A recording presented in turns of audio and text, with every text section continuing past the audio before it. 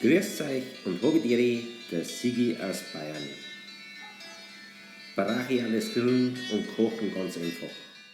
Heute macht man einen Weißwurstburger. Urbayerisch. Dazu braucht man Weißwürst, einen Senft und Brezensemmeln.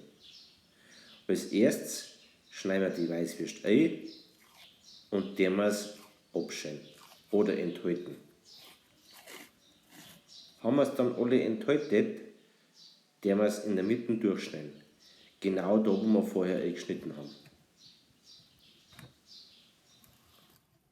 Das war die ganze Vorbereitung.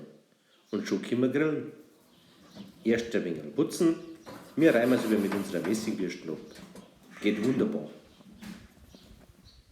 Und schon legen wir es auf. Erst von der geraden Seite, andersrum. So ist richtig. Und wenn wir so die aufgelegt haben, ungefähr noch 10 Minuten drehen wir es um. Grillen wir bei 160, 180 Grad. Hinten habe ich noch eine ganze, die habe ich nicht durchgeschnitten, als Versuch.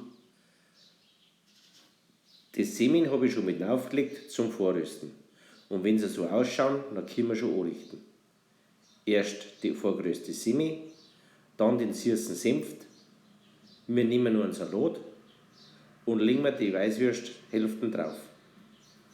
Und wer jetzt meint, Bayern können bloß Weißwürst zuzeln, da siehst du das wieder. Alles Geschmackssache. Servus und bis zum nächsten Mal. Der Sigi.